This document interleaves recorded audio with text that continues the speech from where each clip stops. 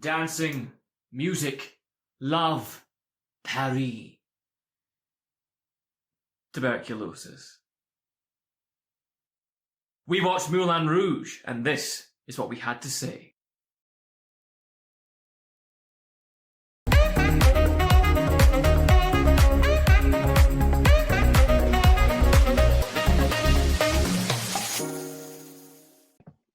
Set against the backdrop of a spectacular Moulin Rouge show, an idealistic young writer is drafted into a bohemian entourage and falls in love with an ambitious but doomed showgirl who is caught between the hero and a ruthless duke. Mesdames and messieurs, welcome to the Moulin Rouge Zoom episode. So, this film is an interesting one for me. It really is, because I wouldn't class it as a film that is in my top 10 or even my top 20, or that's being possibly quite kind. But at the same time, I do have a soft spot for this film. I really do. And there's a reason. It's because I've seen this film twice in my life. The second time is for this episode. The first time I saw this film, I think it was roughly 10 or so years ago. I think I would have been about 18. And it's at that time in your life when you're starting to kind of shed your high school persona, the front you've been putting on. And for me, that was the sporty guy. And I remember sitting watching this film and thinking, you know what? I love musicals.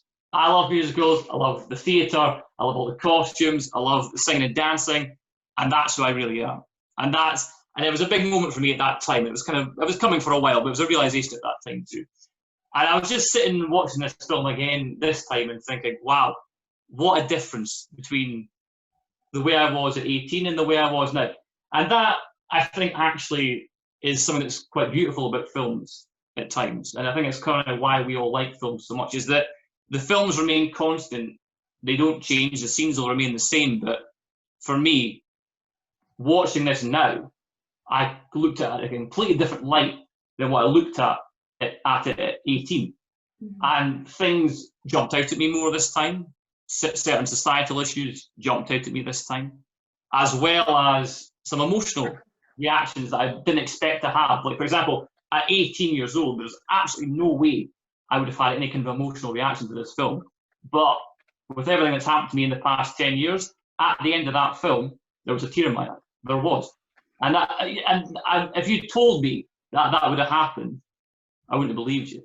So it's very interesting how films remain constant, that you don't, and you can change and you can see things in a different light.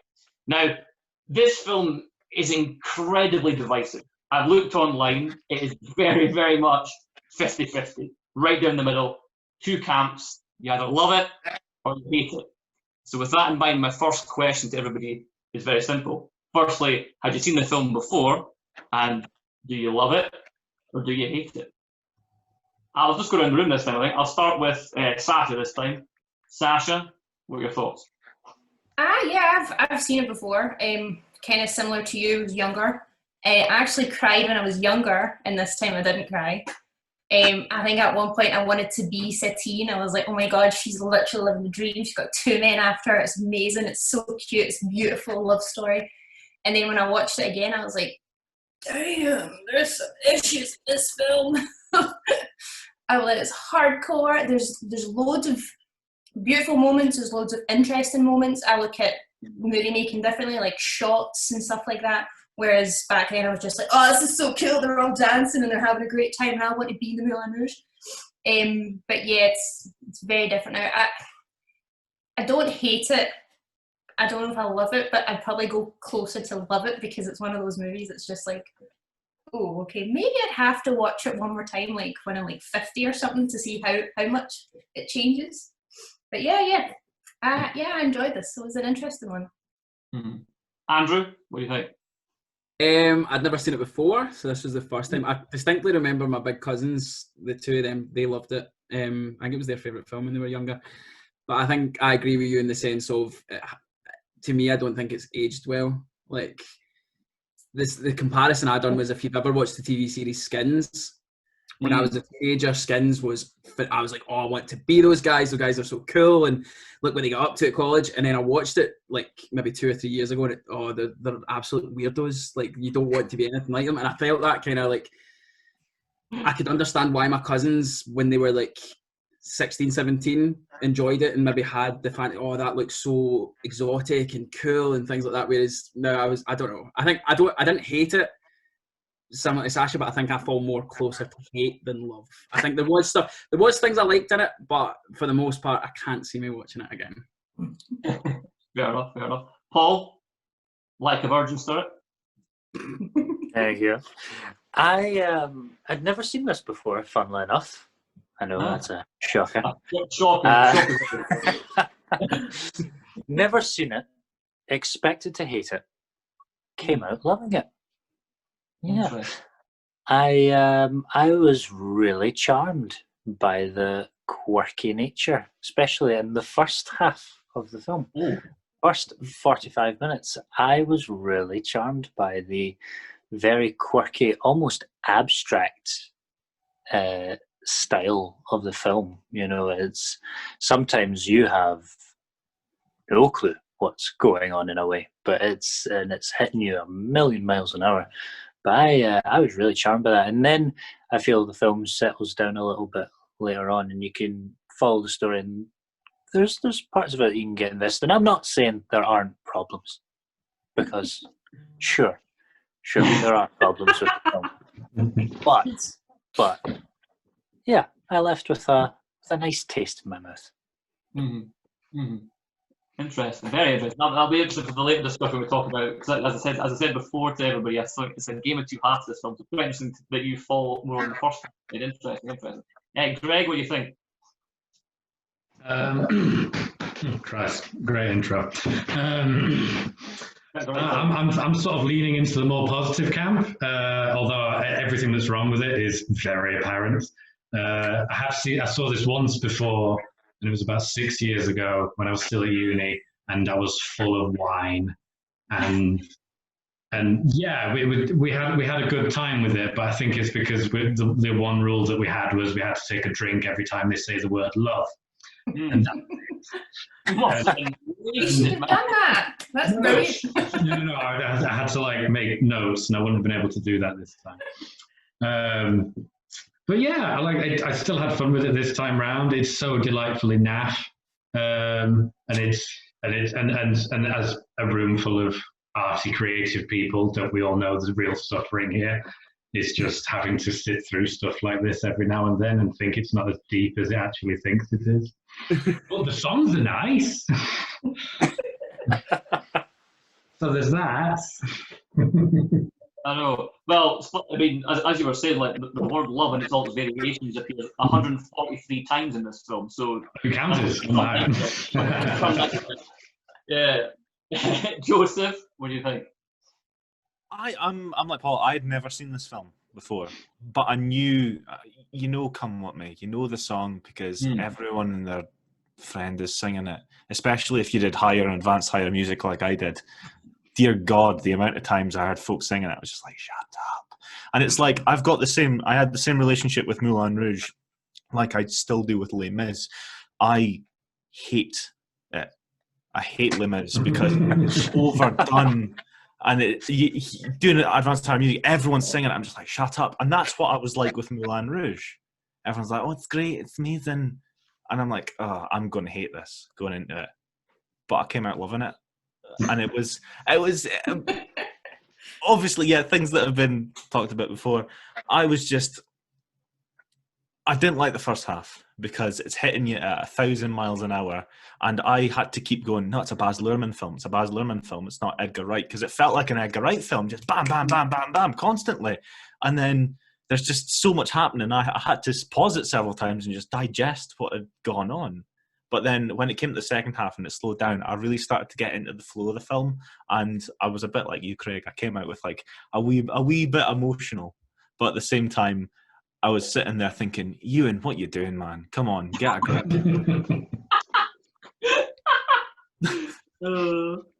Okay. Well, speaking of Ewan McGregor, we've got Ewan McGregor super fan next. Vanasri, I know you had some issues with Mr. McGregor in this film, Oh, but please take sorry, it away. Sorry, I got distracted there. My cat's going absolutely mental right now, so excuse me. Put it on the screen. The mere mention of his name. You're studying away. I haven't seen it before either. I was expecting to hate it because I don't really like musicals at all. I'm not a big fan of them in the slightest.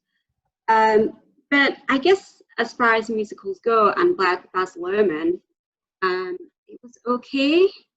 I'm of the same opinion as well that there were two halves to the film. The first half was really chaotic and crazy and just really, quick camera changes, angles, and just different characters speaking, like spliced, amongst each other. And I guess that was on purpose because he's trying to maybe create the craziness of, replicate the craziness of Moulin Rouge and the atmosphere there maybe. But yeah, it was a little bit too much for me at first. And at first I was like, God, how am I going to sit through this? But then the second half just did get better. And I felt that tone was changed, and it was more like you're slightly more invested in the characters, and even Ewan McGregor. So I did think it got better, but it did have its problems. There were quite a few things I noted as it was very, very non-PC, I'd have to say. I couldn't imagine it getting made now exactly the same way. It definitely did have its problems. But yeah, and with regards to Ewan McGregor, yeah, he was the worst part of the film for me. God, he was as interesting as a wet sponge. He was just like, don't get me started. But yeah, I've got a note saying how many songs can Ewan McGregor ruin? And I was like, I should have counted them. To be fair, Don't I actually say thought that about Obi-Wan Kenobi. How dare you? I was like, oh God, stop. I actually liked his singing more than his acting in this. I thought His acting we're not was going to talk about, but his singing was better. But now I was like, oh God, stop. It was all better than him choosing an accent, by the way. He couldn't stick to one. But at the same time, I'm with Paul. Don't slag off Obi-Wan Kenobi. There we go. Yeah. That was the biggest heartache I had, was I'm going, oh, it's my favourite Jedi, I have to. Well, how different would some of those harmonies be if he kept more of his Scottish accent too? Worse. Is his dad in it not Scottish though? Like his old dad? This is something I was going to say. Like, this is the thing. Was he Scottish? Or because obviously he's described as an English writer, and this is one of my major gripes, not just in this film, but in a lot of Hollywood films, bigger films that are not set in the UK or made in the UK, but some films made in the UK too, is this generalisation of English and British. And it annoys me sometimes when it comes to this sort of thing, because this is the thing. He was billed as an English writer, but I didn't hear an English accent, I must admit. If there was one, he was going between two, I didn't hear it. But he was Scottish, I think, predominantly in this film. Mm-hmm. His dad was Scottish. The guy had a Scottish twang in the flashback, for sure. Yeah. So that's what annoyed me a little bit, was if he's Scottish, let's make him a Scottish writer. I don't understand what happened there at all. There is a fun fact coming later in the game, which may be true, it may be a lie. We'll see. So it's everyone's new favorite game show, but we'll see that later. But it annoyed me, that it really did. What I'm wanting to come to first here, because it was something that we've kind of been talking about already. Is this the film is very much split into two halves, basically on the money, like an hour in. For me, it was split into 2 hours, and the first hour, as we were saying, like it or hate it, it's very much in your face, and it's loud, and it's a lot. And one of my notes at the very early points when I was watching this was, I'm 10 minutes in and I'm exhausted. One of my notes. Yeah, similar to Face Off in that sense, actually. But I was exhausted, and I personally didn't like that. I didn't like how it was just over your head, like someone had chucked a bucket of water over your head, and you were just like watching this thing just happen in front of you. And yeah, everything was fast-paced and not able to keep up with. For example, directing, the performances, the uses of the songs. They were all, everything that we're going to talk about today, whatever's wrong with it in the first half, I think, in my opinion, obviously people disagree, is right with it in the second half. And the second half slowed down, it became more somber in tone, it became more real in tone, and it allowed you to connect with people a bit better. The performances I felt were better, all these things. So my question really to everyone is, we've already kind of established whether you liked it or you didn't like it. So my question is, do you think it was intentional? Do you think it was intentional that it was so separate, one half to the next half? Was there a reason for it? Yeah. Or do you think it was a happy accident? Or is this a smart choice that the person's made? Yeah, no, I totally think it was intentional. I think the pacing is meant to be, now maybe, I'll appreciate I'm maybe reaching here, but I appreciate, I think that the pacing is a little bit meant to be like love itself, because it's meant to be, it's like infatuation at the start, you know, everything's moving at 100 miles an hour, it's interesting, it's big, it's crazy, it's all that sort of stuff. And then it starts to sort of settle down a little bit, and you know, you really get to know one another. You know, the film is your significant other, and you're getting to know the film a little bit more. And then, you know, as it slowly goes towards its slow death at the end. And then, like any third party watching two people be hopelessly in love, it can look incredibly annoying. Which is why we relate to the Duke so much. Yes. And his excellent mustache. I agree. I think some serious mustache envy. I think it definitely was deliberate in two halves, but I was looking at it more. It felt like it was supposed to be like a stage show. That has gone, we can't sit it on stage, let's just stick it in a film instead. And it hadn't really been reworked. But the more sort of I watched it, I kind of came to the same sort of idea that Paul was going for. Like, it was a little bit like love, but I think Baz got a wee bit carried away with himself.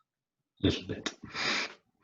I got excited at first when I realised it was the guy that directed Romeo and Juliet, because I love that. And then and you can see kind of similarities and the same kind of tone throughout. But then I do agree. I think it was a choice. I looked at it more as Nicole Kidman's character dying. Yes. You have Moulin Rouge, and it's so over the top, it's wild, it's this, that, and then you see the slow progression as whatever disease she has takes over her body until you get to the point where she's discoloured and sweat. Like, I've not seen as much sweat on actors as this. Yeah. I think it was intentional, but whether it was this, because I'm very much the same as you guys. I think for the first 45 minutes, I'm going, what is where are we? Like, what are we? Is this a play within a play? Is this in an imagination? Is this what is real? Oh, you don't have to worry about it. It's theatre. It's art. It's just you don't have to have the right answers, just as long as you're asking the right questions. It's bohemian. It's absinthe. It's bohemian. Yeah. I think all of it was intentional, but none of it was meant to work together. Like, it was. We're going to dunk you into this bohemian style of living that the vast majority of people that love this movie have no idea about. And then we'll tone it down towards the end because we all recognise being sad. And then we'll have a good song, and then we'll end sadly for no other reason than that we have to have a sad ending. The end.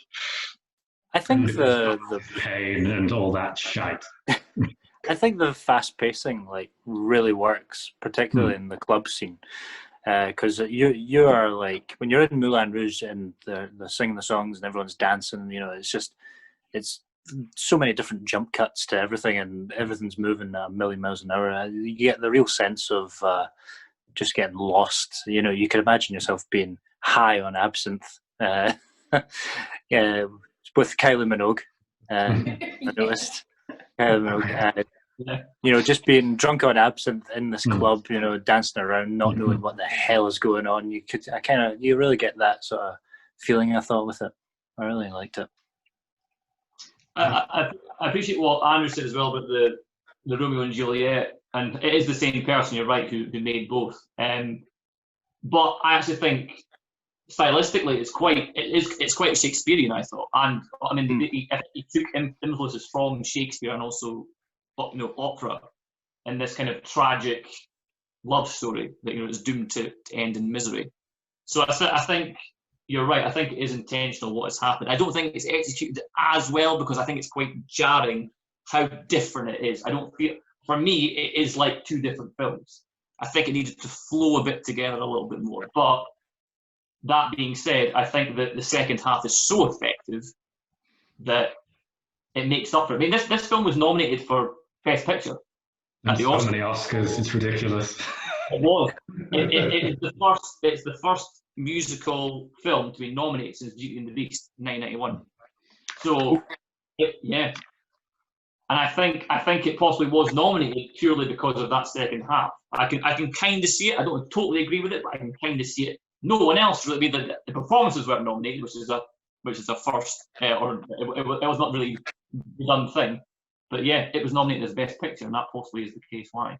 I bet they sent the guys that nominated it a bottle of absinthe to get their vote. Drink this while you watch it. Aye. This is it is a jukebox musical.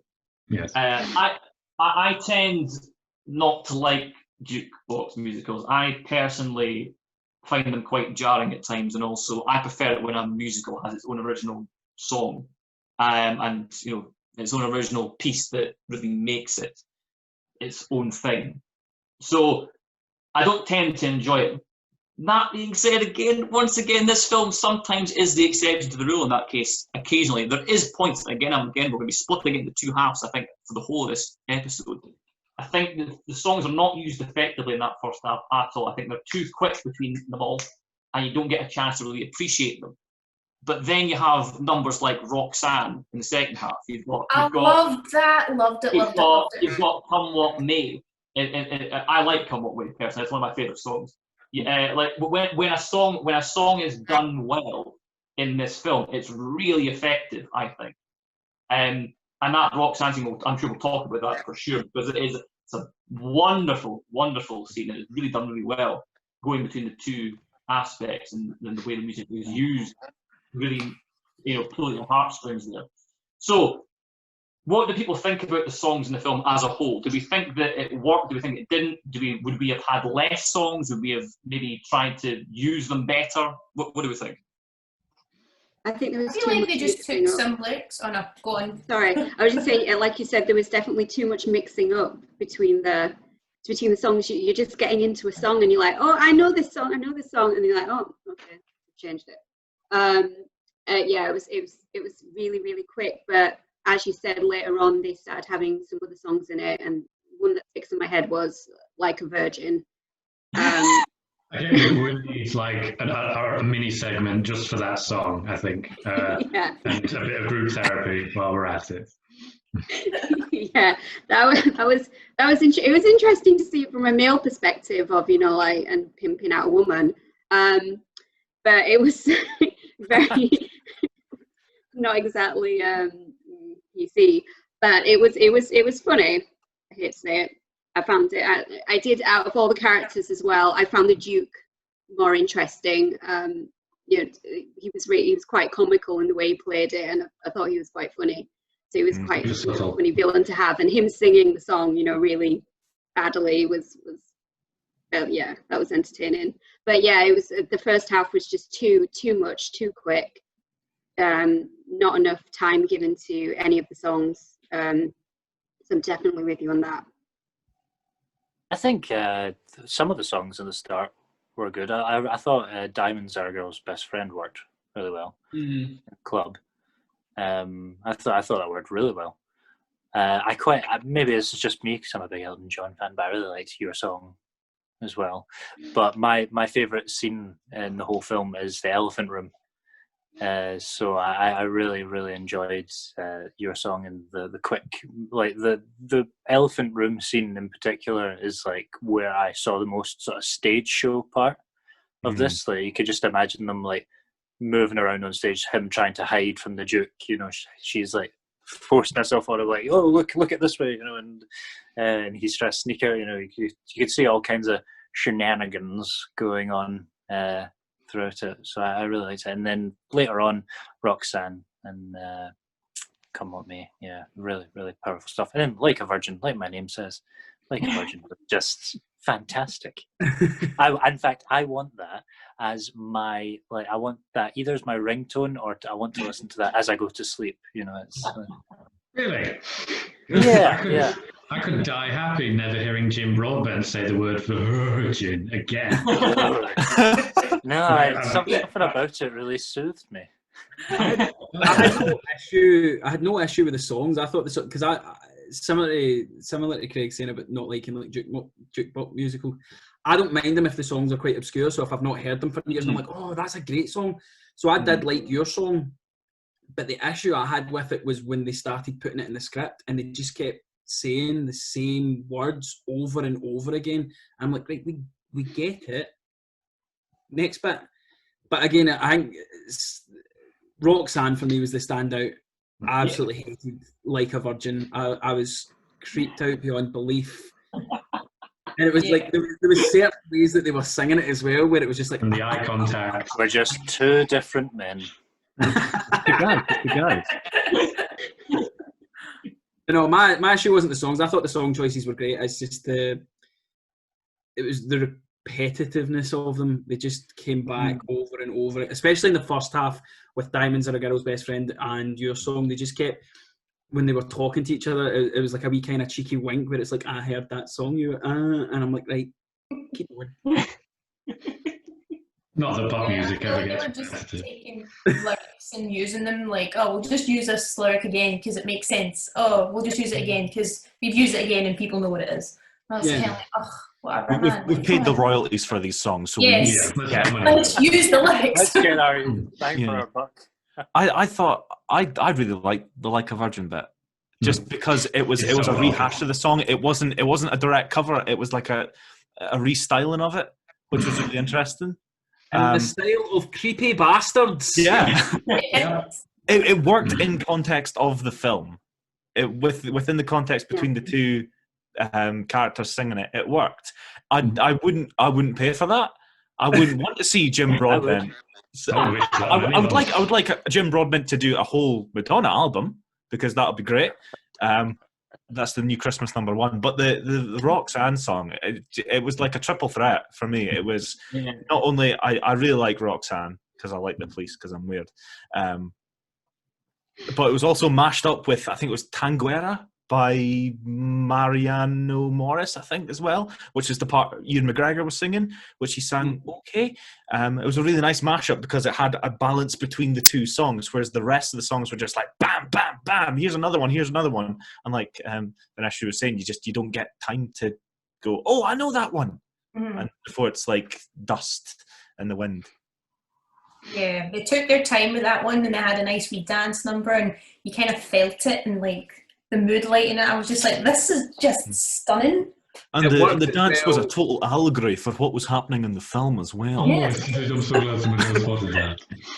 There was a little bit of that going on. It was like, as the story was playing out, the play was being written. You know, that very scene was being written. It was very, On stage, but it's on a screen. Super subtle. Loved it.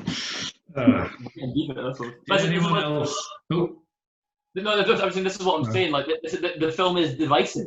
The film, I mean, it's so divisive. It is very much, from all the reviews I looked at online and all the ratings that I saw, it's 50-50. It really is just down the middle. And it's shown even here that we can all disagree on different aspects. Some of us actually like the film, some of us don't like the film, some of us both like the film, but we disagree on certain parts of why we like it. So it is a very, very interesting film in that sense, for sure.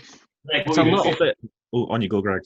Did anyone else think it was kind of cute how Ewan has moved to Paris to be this bohemian writer chap, and the only moments of great inspiration that he has as a person is when he's quoting songs that other people have written, and everyone's minds just explode. Like the Hills Brave, with the sound of, what was that, Ewan? Music? Oh! You're an artist! She keeps on saying, "Oh, like you're so talented, You're so talented," like, and I kept on thinking, "You're just a talented karaoke singer." like, honestly, I that's all think you're talented at. 1900, give him a break. like, He's I ahead of think his time. He's ahead of his time. if the Duke just lost the creepy mustache and got a better Spotify playlist, he could have got in there with Nicole Kidman. Hey, like if you had saw us anything, you're only ever like one Elton John song away from making somebody hopelessly smitten with you. I think that was my big issue as well with the believability of it. Is like what he was saying about how Ewan McGregor, like, let's not talk about him. Like, I just thought, I was like, why would she want him? He's a fucking drip. Like, Cheekbones. Nothing desirable, but like, he literally, he just whines. Like, why didn't you come? Oh, I won't get jealous. That's awful. I've got a big gripe about him later on regarding the whole, like, you know, the lassie he fancies is a sex worker. Oh, don't do sex work. I'm like, oh, shut up. I know. That riled me up, man. I think there's one quote that I quite liked from the Duke, because it's when they're talking about the ending, you know, when they're changing the ending of the play. And I thought, you know, it says, let Zibbler keep his fairy tale ending, you know, and it's like, yeah, okay, because he's got this idea in his head how it's all going to work out, and then really what you would expect is maybe not going to turn out that way. Like some kind of producer behind the camera. I did like the Duke's line at the start as well when they were doing the madness, when they were doing the explaining him what the play was going to be that he was writing, and then it cuts to him and he was like, "Oh, can someone die?" And like obviously in my head I'm going, "You're going to die because you said it," and then obviously it's not him that dies. I thought that was really clever. Yeah, that was good. Well, wasn't that like Ewan's first line of the film, like "the woman I love," dramatic pause. Yeah. Even with that, I thought I somehow thought it was going to be a happier ending. Yeah. That sometimes does happen. Yeah, it does. But as I said, it's a Shakespearean kind of operatic thing, isn't it? It's like you get the death in the end, for sure. But it's quite interesting because back then in 2001, so that really wasn't the done thing. That's more the done thing now. I would say this kind of a genre of tragic love stories seem to be quite prolific just now, and you see a lot of these films coming out now, which kind of about that. Back then it was usually the Hollywood ending we would have gotten, so it could be quite surprising at the time, I imagine, to have seen that. Definitely. But we're speaking about the villain there. We're speaking about the Duke. Did anyone else think he was like an amalgamation of different stereotypes of villains? Like he was like an old, like what you see in a wartime film, like a German stereotype villain at times, where like all the shouting and all these things. And he was also sometimes like posh English villain would be the more conservative thing, and he was sometimes the buffoon, and he was just like a jigsaw puzzle of all these different things. But throughout the film, it was very, very hard to kind of work out what he's actually like and like, how to identify with him completely. Yeah. I thought. Yeah, he was like a pantomime villain, you know. And there's just one of my favorite scenes with him was he you know, he's got all these moments, but there's one bit in particular, I think it's during a song, when he sort of sits down, that Ewan McGregor and Nicole Kidman sort of sit down at the picnic together, and he like looks off and goes, "Oh look, it's a frog, Satine!" Like, oh look, he's like this big child, you know, especially when it comes to like the selfishness of his character. You know, it's like he says to Ziedler, you know, like, "Oh, I don't let anyone steal my things from me," sort of thing. No. You do that. You do that read like he did that read.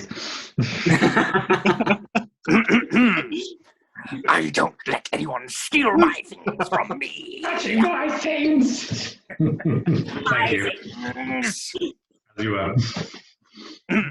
But it's just like this giant man-child, which I guess maybe nobles or some of them might have been back in the day. So I really like the Duke. The Duke was a good villain. I felt a wee bit sorry for him at one point. like he's a complete arsehole, of course, but like he kept trying to meet her and she kept dodging him, and at one point just his wee face was just like, oh, she just really doesn't like me, and I was like, oh, it's okay. I was like, actually wait, no, I don't like you that much. But I felt a wee bit sorry for him at one point. So you can see he was a bit of a human. Show her some frogs. Say what? Also, like Ewan and Nicole are really, really bad at hiding a secret fling. Like, jeez, like yeah, the more he misses, the more you're like, there is something legitimately wrong with him, right? Like, and then you have some random extra just blurt it out to him. He's like, oh, I'm the Maharaj, I see. Not at all. That whole bit with just like this random woman, I paused it on Amazon to see who she was. Nini up in the air, legs in the air, apparently is her name. What's that her name? She just randomly just comes in and goes, oh, by the way, and just like tells him the secret, and you're just like, who are you? Yeah. Why are you doing this? Why is she doing You that? no build up to your character whatsoever, and you just don't you want the show to happen? I think like, are you jealous? What? There's nothing. There was no clues. What's your motivation? Yeah, there was no reference to what, unless it was a deleted scene that got taken out. But I don't know. I mean, but yeah, there was no motivation for her at all to go off and do that. So I was like, what? It happens again with the other guy, the black guy, the only black guy in it. Roadie, yeah. Called Le Chocolat. I know, oh, chocolate. The only guy, black guy, he just comes in randomly, saves the day, spoiler alert, and you're like, okay, so does he follow her around? Is he in love with her? Did you not catch her when she fell? Yeah. Remember when she fell? Does he not? Obviously, there's no idea that he's like her protector or anything like that. I get what you mean. Yeah, he just follows her around, or is he's in love with her, or I don't know. It was just odd. I thought Leguizamo's character was in love with her at a point as well. Like, he was getting jealous of Ewan McGregor. Yeah. I thought he was gay. Yeah. That's my point. I was like, I was jealous of Ewan McGregor. That's what or jealous of Nicole Kidman. I mean, I thought he was. Yeah, it was so brushed past. Yeah. It was like, yeah.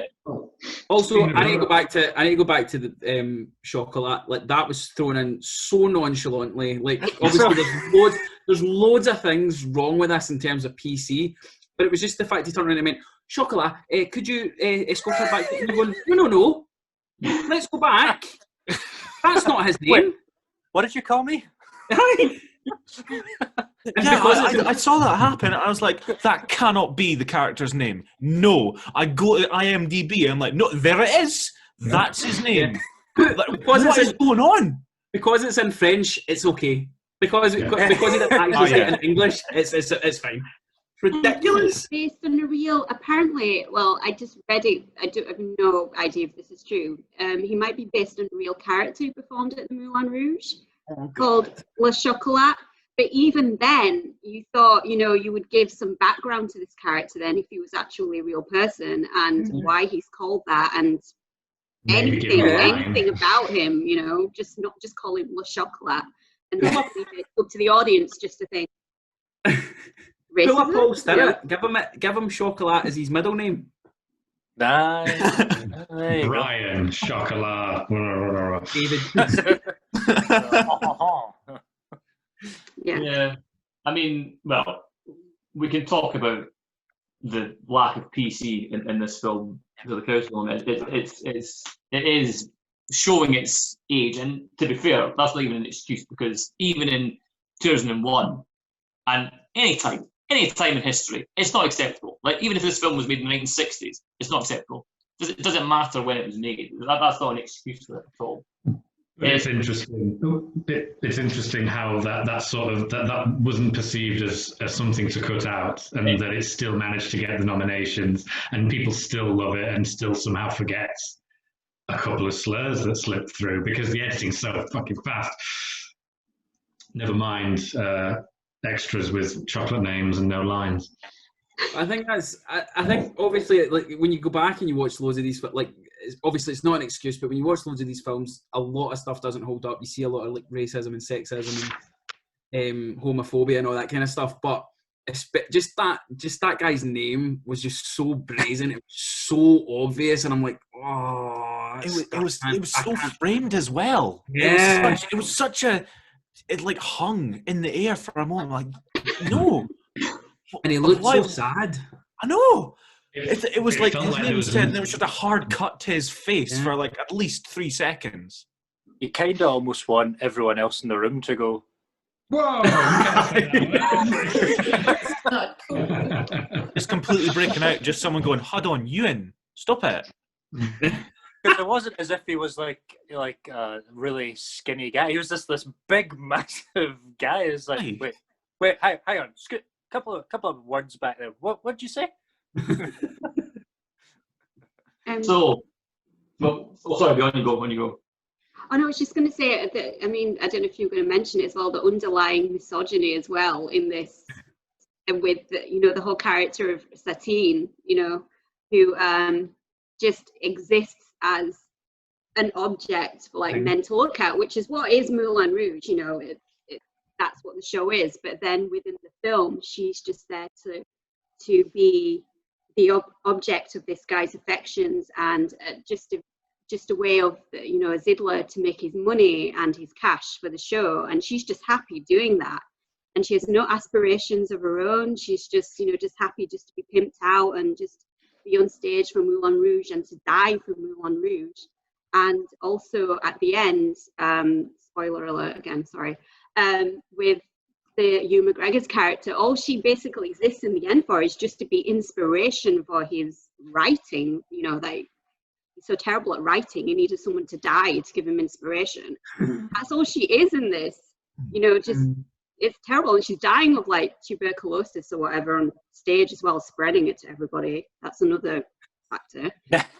It's just so unbelievably sexist. But I guess so is those times were as well, but it was a missed opportunity for the film to kind of explore that and for her to explore more of that character. Yeah, and Flash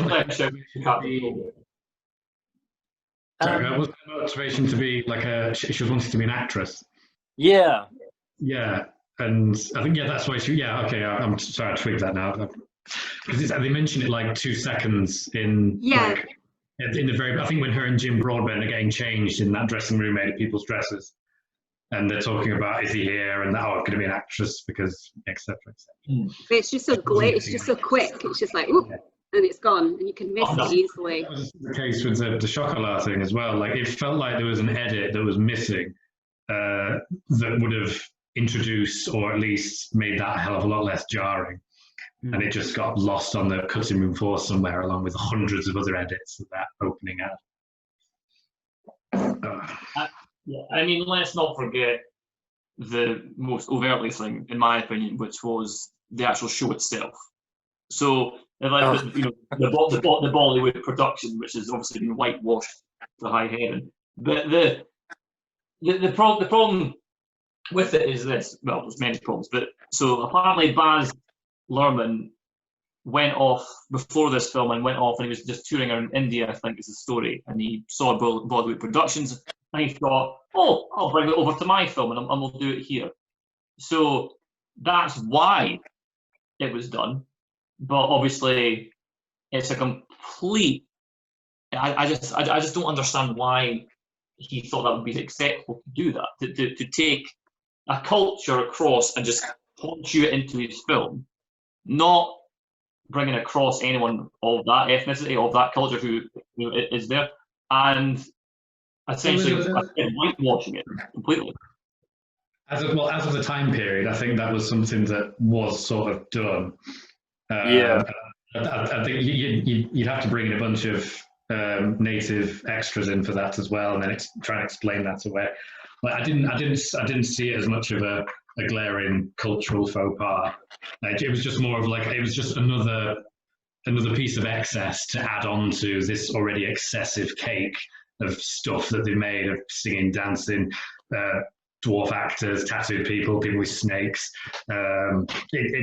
I didn't see it as problematic. I don't think it was turned into window dressing, which in of itself is a little problematic. But I mean, the problem maybe lies a little bit in the writing of it, But the way it was set up to do the show in the film itself, because the way they get the idea is from the elephant room scene, and obviously there's all the iconography in there that they sort of, it's like that scene where in films is where you're like, they're looking for an answer and it's like the first thing they see, and there's like, okay, well, this is the idea now, so I guess we're rolling with it. But I can definitely see why there's a problematic issue with looking at it in 2020. Just say, I guess, like I'm Indian myself as well, so, and I'd say I'm agnostic, but my background is Hindu, so it was to see all like these white people on stage like portraying Hindu gods and things like that. It was slightly like, oh, this is just a bit cringy. It's just and trying to mimic people like me. It was cringy for me. I wouldn't say I was really offended by it because I'm so used to seeing it, but I guess that's a symptom of the problems that we have with film, just taking bits of culture and just basically taking the culture, but then the film itself not being diverse, and then calling people like Le Chocolat. That's the thing that I take issue with, like stealing kind of bits of culture and then just basically whitewashing it. That's the feeling I get. Where do we stand on John Leguizamo playing a dwarf? Like, what producers know got lost where that became a thing? I like the character. I just didn't see why it had to be a dwarf. Yeah, like they had dwarf extras on the shoot, and you see him sort of fumbling around on his knees for most of it, and it was, why is that there? Apart from his excellent French accent, of course. I did like him. I do agree though. I don't think he needed to. The character didn't need to be a dwarf. Yeah, I agree. I thought he was funny and he was good. I enjoyed watching him, but that was unnecessary. I was like, come on, there's no need for this.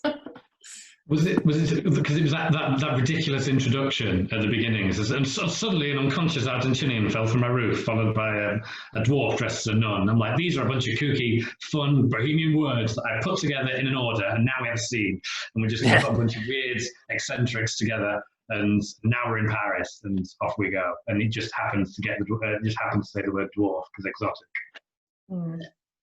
Weird. I think with going back to the show itself in the film, I think when it comes to this sort of thing, you've got to make a choice with these things. Now, with this film, yes, it's set in 1899, but there's nothing about this film, in my opinion, that makes it required to be, culturally accurate or the way things were at that time. There's nothing about this film that is saying like this is a historical documentary. So I think in this situation, you've got a choice to make with these things. Either you acknowledge the fact that you are doing something like this by whitewashing it, and you acknowledge the fact that you are doing it because of the cultural thing that was on at the time, and you're saying this is what things were like then, and this is, and portraying that and making sure you're doing it in a way that is being a social commentary on what was going on then, because it did happen, of course, these sort of things.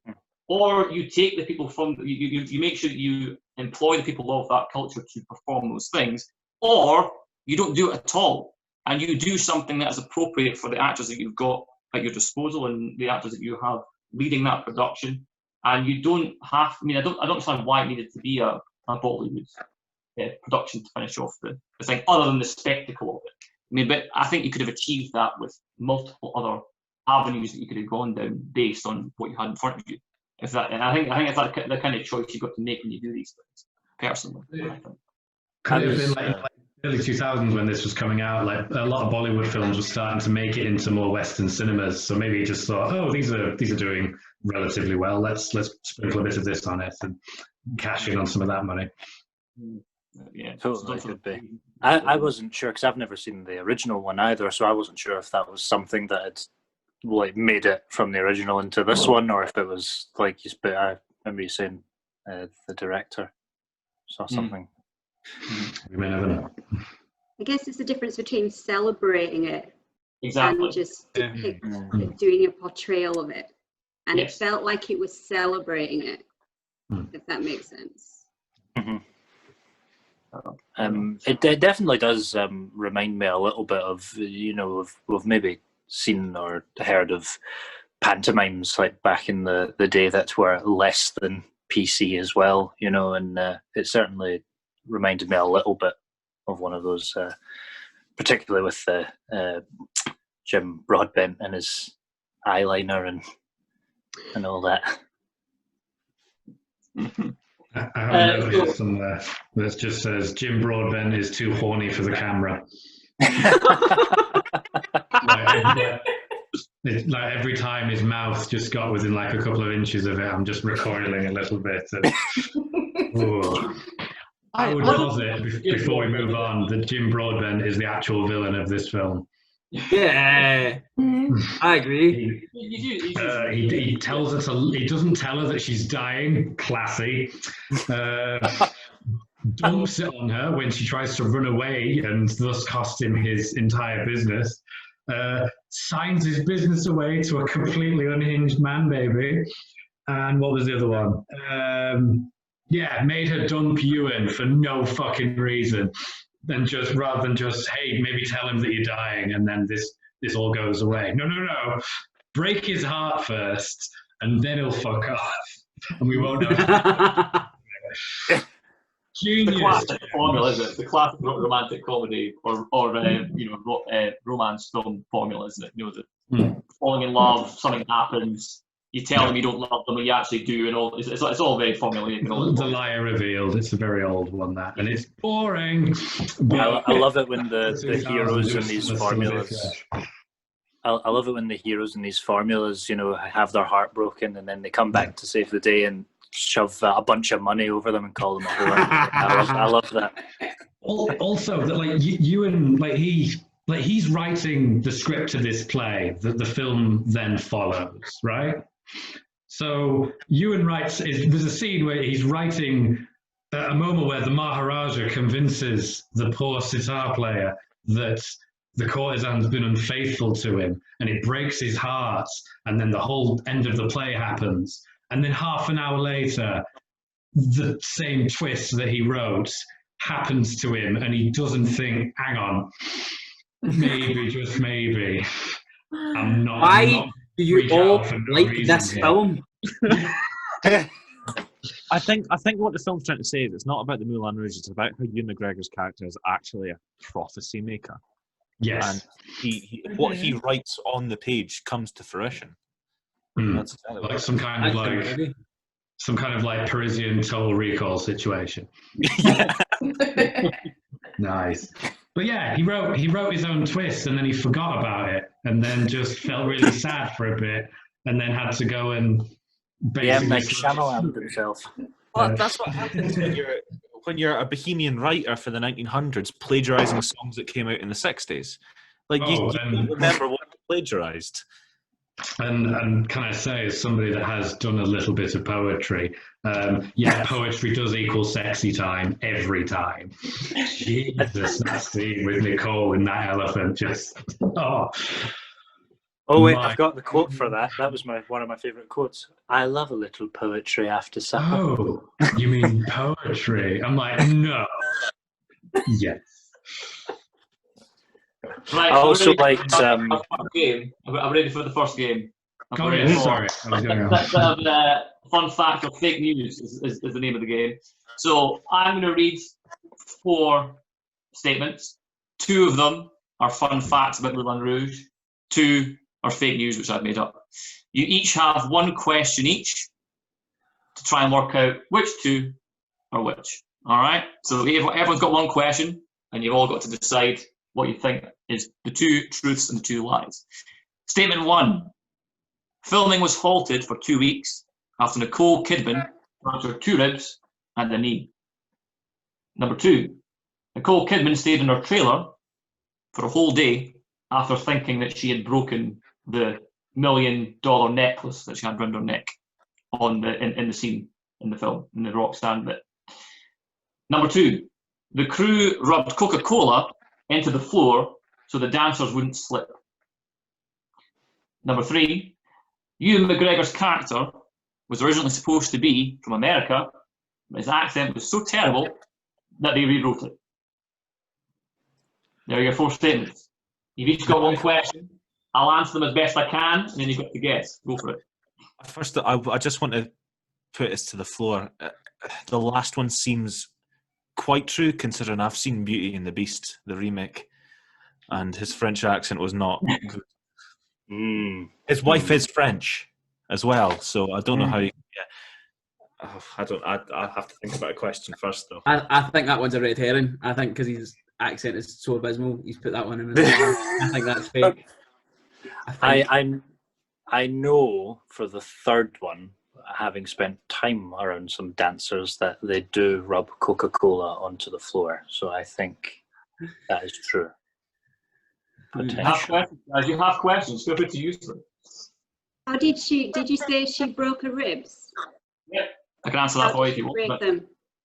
Yeah, she was rehearsing a dance routine and she fell. Maybe that's why they rubbed the Coca-Cola on the floor, who knows? But yeah, so she hurt herself in the dance routine, and I believe because she was wearing a corset that was so tight, she also fractured 2 ribs at the same time. So she was away for 2 weeks, and then believe it or not, see when there's any shot of Nicole Kidman from the waist up, it's because she's in a wheelchair.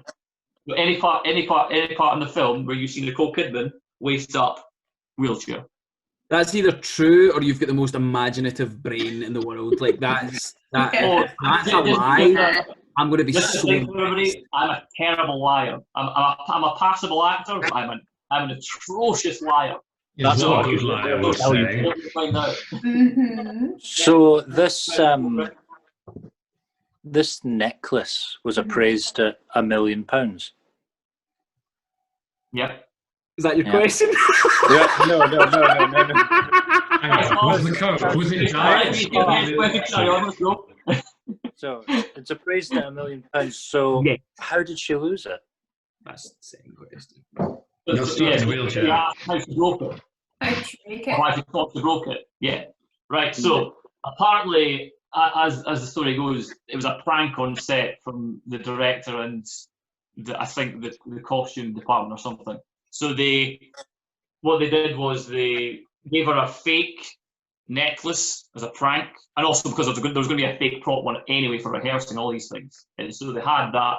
I think what happened was they made it so that they organised it so she would break it, and then she thought she had broken $1 million necklace, and then she ran off to her trailer before anyone could tell her it was a joke, and she apparently just refused to come out for the whole day until eventually they managed to get through to her and make her believe that actually it was a prop and not the real thing. I think I've decided on what's what.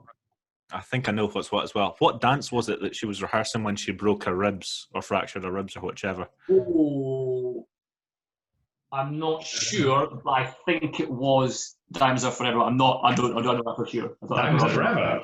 Because I thought so, because it would make sense, because she's up on a trapeze at that point, or she's up on like a swing. So if she fell, that would make sense. And because you didn't know the dance, that means you haven't fabricated it. That's what I'm reckoning. Mm-hmm. My thought is, why would they have a really expensive necklace rather than a prop necklace?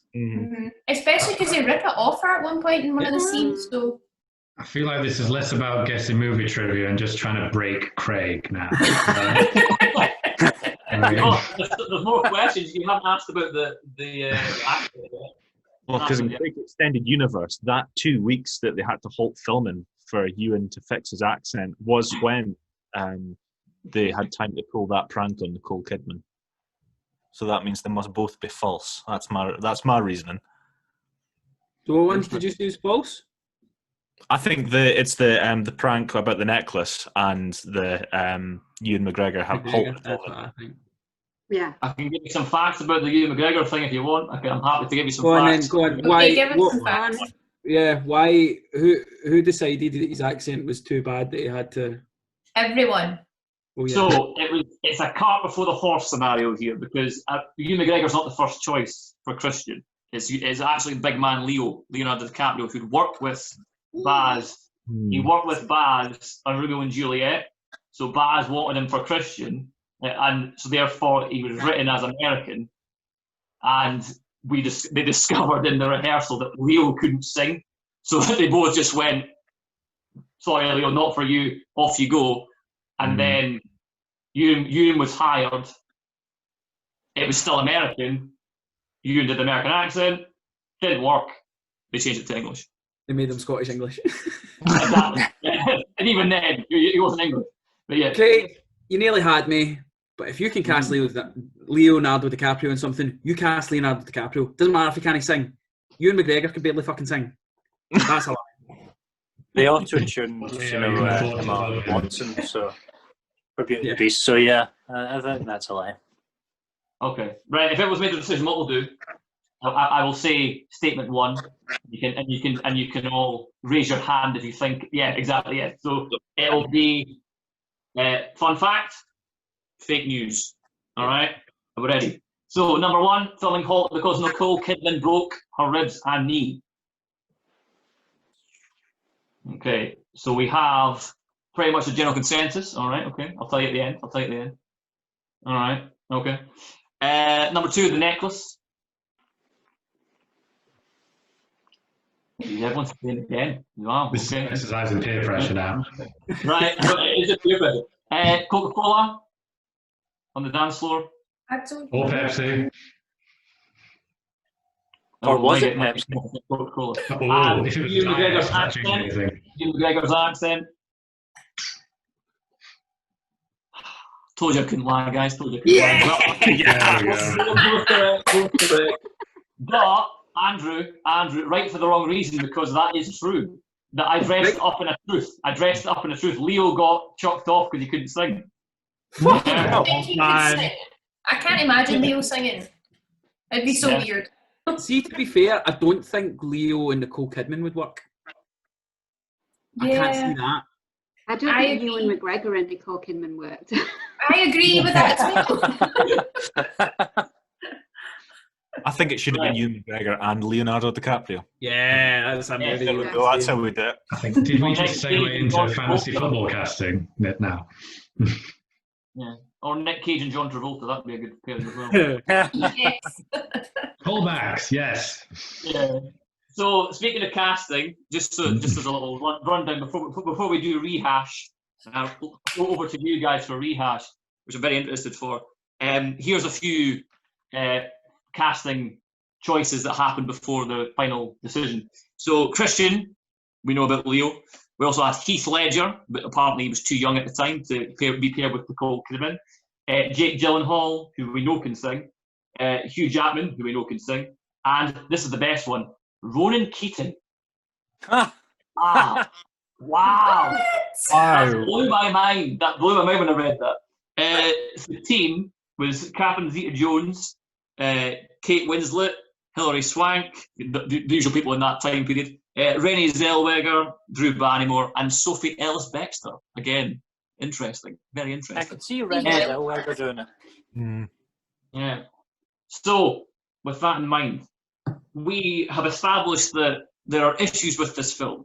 In a lot of ways, there's issues with this film. We've talked about the fact that we think it possibly could be too fast-paced at times. The second half was better than the first half. Some of us disagree on that, most of us agree on that. We also think potentially casting might not have been right, directing might not have been right. So, here's my question to you guys. Look, as a team, I want you to rehash this for 2021. Who would direct it? Who are your Christian teams? And what would you change about the film in terms of plot, in terms of how it's shot? What sort of things would you change? So we'll start with directing, right? So who do you think is the person to helm this film, this remake, to make it the way you want it to? It depends. Taika Waititi. If it's a remake or is it like a rehash? Is it like taking the same story but changing it? Because I reckon Taika Waititi could do a good job with it. Yes. Yeah. I think from a musical standpoint, I was thinking more Lin-Manuel Miranda or Damien Chazelle. But again, it depends where. If you want to go the first half of that movie, I would agree Taika Waititi. But if you want to have more of, maybe not as serious as the second side, but go more that kind of tone, you would go. Damien I would Chazelle. want full first half, all the movie. Well, then Taika Waititi. Taika's your answer then. There we go. Okay. I think Is that I've got. Is that our pick, or is there any more people to throw in the ring? I mean, I'd want like pre-2000s Tim Burton. I have that, yeah. Before he disappeared up Disney's arse and started recycling everything. But then would that not mean? Would that not mean Nightmare Before Christmas era? Oh, you go, mate. Sorry. You'd have a gothic. Would that not mean we would need to cast Johnny Depp and Helena Bonham Carter? No. My caveat for this is that Johnny Depp and Helena Bonham Carter are not allowed anywhere near it. Okay. I had Guillermo del Toro. Yeah. All right. But then everybody dies. Yeah, I just thought you could make it even more like, Bizarre. fantastical and bizarre. Yeah. Right, who's the team? I thought we could have like either Saoirse Ronan or Letitia Wright as a good. I was gonna say Lady Gaga. Oh no! She was nominated for an Oscar. Did she win? She won for the song. She won. Yeah. Did all of you in this? So Casted us? Yeah, because I was like, I'm going to cast you guys instead. Hilarious. Let's go with Sasha's pick then. Sorted. So Paul is Harold Ziegler. I thought Craig would be a good Duke. Oh yes, thank you. Yeah, all day. Christian would be Joseph. And then it was between V and Greg for the Green Fairy and Satine. And I was like, actually, Greg should be Satine. I'd love to see that. With the hair, yeah, all right, okay. And You look like you've drank some absinthe. Yeah, I'll take those. Yeah, I don't know. I could just imagine you doing quite interesting things with it. And I was like, that's fine. I don't even live in the film. So I was like, Whoa, I don't I'll be like the Audrey at the beginning. You can't turn me into an absinthe fairy and then not join in. No, You can be the grass. You can be the woman that grasses him in. Yeah, the grass. So that's how I casted it. I thought it'd be quite cool. That's bagging. That's brilliant. Yeah, I'll say that. Hang on, All we do after lockdown, then that's fine. We can do that next year. If we can get Taika in and be like, right, Taika, we've got your cast. You should just do what you want now. So that's We're really my good. We don't just need to work. 3-minute warning. Oh yes, you're gonna warning it. I had like a suggestion of like for Zidler and the Duke having the tag team combo of Mads and Lars Mikkelsen. Yes. Because I'd love to see that. I had such a hard time with who to cast as the Duke. I just couldn't see because how different he played it. I couldn't pick it, so I ended up thinking like Shia LaBeouf because he's mental. He could be mental. Yeah. I was really happy. I think I got a good one for the Duke. I went with Domhnall Gleeson. Oh, yeah. I like him. He's good. He's really good. Yeah. I thought he would do it justice really well. For the Hux and Star Wars, that kind of vibe. Yeah, that would work. Right. Before we finish up, who's our Christian? Who's Donald Glover? Tom Holland. I thought they were my two picks. Not Tom Holland. No. He's too no. I think he's a former West End Billy Elliot. Wait, he can sing and dance. Yeah. Are you just about to diss Tom Holland? No, I don't think he's right for this role. He's not like mopey enough. Fucking Spider-Man, he's right for every role. He's great, but he's not like he's enough. Shy. He was a former Billy Elliot on the West End. He can sing, he can dance. He's the perfect. That's why I put He's Lady Spider-Man Gaga. now. He's got too much confidence. He's the most shy I'm going to put that to the test. Well, there's another debate actually. I reckon we should have Jim Rash as like the bald conductor dude. Yes. Just because he's the dean in Community, and I think he'd just take the dean character and make him the conductor. Easy. One of the worst times to mention this. Why were all the We definitely have to watch the musicians. bald? Yeah. Right. Awesome. I like it. There's some good selections there. I think if you were going to do it, go with Tom Holland. I think you'd have to pick someone that's kind of similar age versus teens, so it wasn't like the Heath Ledger or Nicole Kidman situation back in the day. Florence Pugh. Oh. Yeah. Yes. Less Good than a shout. minute, just saying. 1 minute. Less. I had Daniel Kaluuya. We can do Sorry, an epilogue. Daniel Kaluuya and Anya Taylor-Joy. Oh, I like that. Oh, that's Yeah. good. So before we get timed out, we'll finish up there. Guys, absolutely brilliant again. Absolutely love chatting with you about this film. It's absolutely brilliant. So, for a change, the sentiment actually for the life lesson is actually genuine, because there is actually a good life lesson for this film. And I'll end on it if I've got time. The greatest thing you'll ever learn is to love and be loved in return.